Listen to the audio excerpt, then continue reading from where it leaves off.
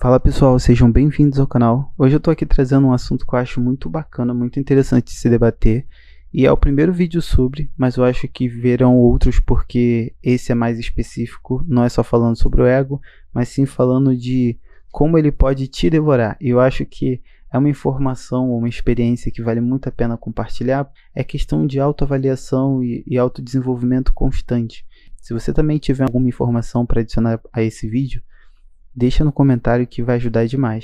E assim, para não se estender muito, eu já vou abordando um pouquinho sobre o nosso eguinho de estimação.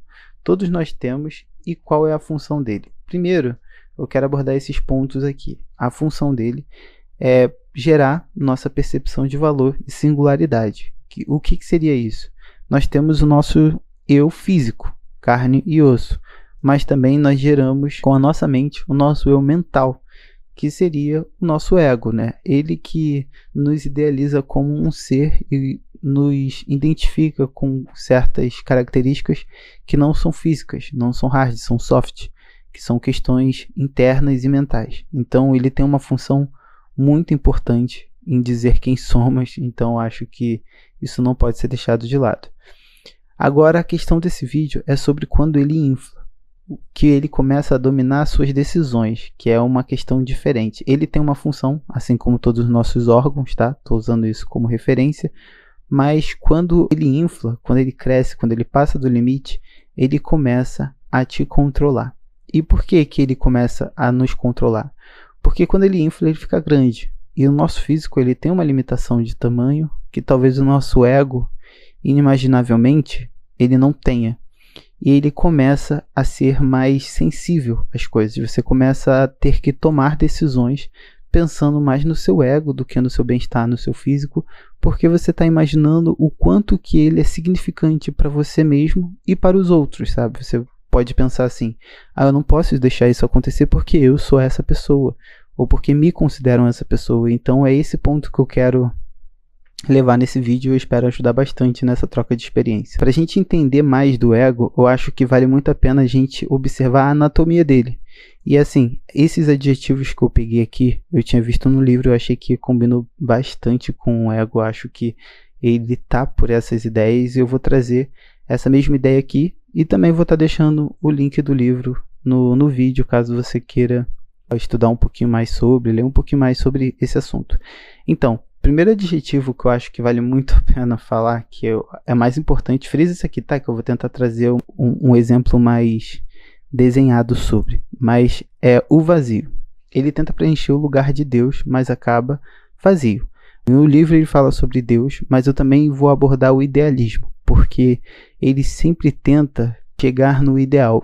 A gente nunca chega no ideal. Então ele sempre vai se sentir vazio, ele sempre vai tentar preencher um lugar que ele não consegue. Ele é dolorido, porque ele, assim como um órgão, quando ele está no tamanho correto, ele não dói. Mas se ele começar a crescer mais do que o tamanho que ele deveria ter, ele vai te incomodar, ele vai doer. Então, essa é a primeira analogia que eu vou fazer, tá? E ele é atarefado. Como eu disse, ele é competitivo, vive se comparando com os outros. E faz-nos assim impressionar e superar os outros. Por quê? É aquela ideia do idealismo. Ele tenta ser perfeito. Então, por ele ser perfeito, ele sempre vai comparar essa perfeição com outras pessoas. E se ele identificar algum déficit, alguma falha nessa perfeição, ele vai correr atrás. Então, ele nunca vai parar. Ele sempre vai identificar aquela graminha mais verde em algum comportamento, ou alguma ideia, algum jeito de uma outra pessoa, e ele vai gerar essa competição. Ou até mesmo essa autoavaliação. Você vai se avaliar e vai ver defeitos que você, pelo seu ego, ele ser grande, inflado, ele vai te julgar. E ele é frágil por causa disso. Porque se ele tenta ser perfeito e não é, ele se constrange. Ele constantemente vai sentir esse constrangimento porque ele sempre vai se deparar com esse primeiro, que ele é vazio. Tá, trazendo um pouquinho do que eu acabei de explicar de uma forma mais figurativa, eu vou trazer algumas imagenzinhas aqui, ó, para ilustrar um pouquinho do que eu falei. Digamos que você seja só um ser e você não tenha nenhuma singularidade, mas nós temos o ego como algo que tem a função de te deixar singular. Então até aqui está tudo bem, está funcionando. Só que ele, pode ir inflando, você pode alimentar ele demais e ele ir crescendo. Então tá vendo o seu físico? Ele já não importa tanto quanto o seu ego, que está gigantesco. Então a opinião dele, a visão dele, ela vai começar a ser mais relevante.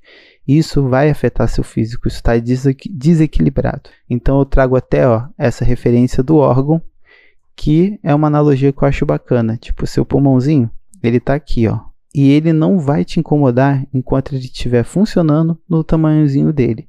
Mas se você começar a alimentá-lo, né, entre aspas, deixar ele crescer, teoricamente, isso vai te incomodar, isso vai te fazer desconforto, e é todas essas características que a gente vê num ego inflado. E o vazio, que eu acho que é muito bacana, esse livro que eu li, ele fala muito sobre isso, sobre o lugar de Deus. Então a gente tem aqui uma figura que é criada mentalmente por você, e ela tenta buscar o lugar de Deus, que é a perfeição. E digamos que não importa qual tamanho nós escalemos ela nunca vai preencher todo esse espaço aqui. Deixa eu dar um zoomzinho aqui. Ela nunca vai preencher todo esse espaço aqui, tá vendo?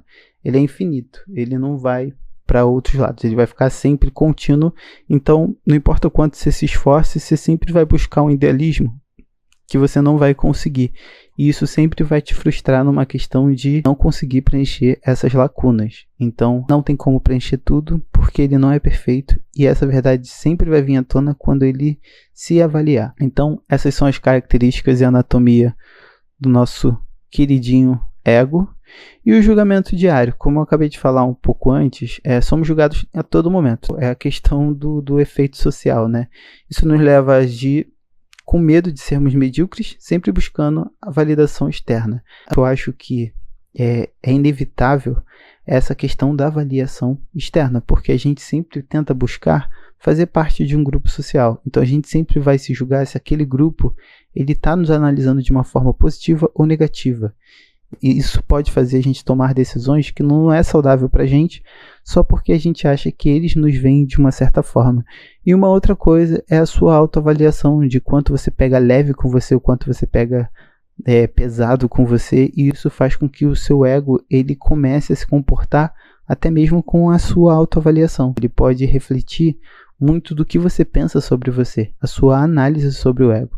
E assim, eu acho que esse é um ponto-chave, porque no livro ele fala muito de você não se importar nem com o que os outros pensam, como com o que você pensa. Mas eu digo que isso assim é o nirvana, né? É perfeito, mas é perfeito demais, e a gente às vezes só quer se sentir bem na sociedade, equilibrar as coisas. Então a ideia aqui é manter seu ego alimentado. Então por isso que eu trago as dicas. As dicas que eu trago aqui são dicas que eu aplico, que eu acho que vale muito a pena, que é o desenvolvimento do pensamento crítico sobre os outros, mas também sobre você.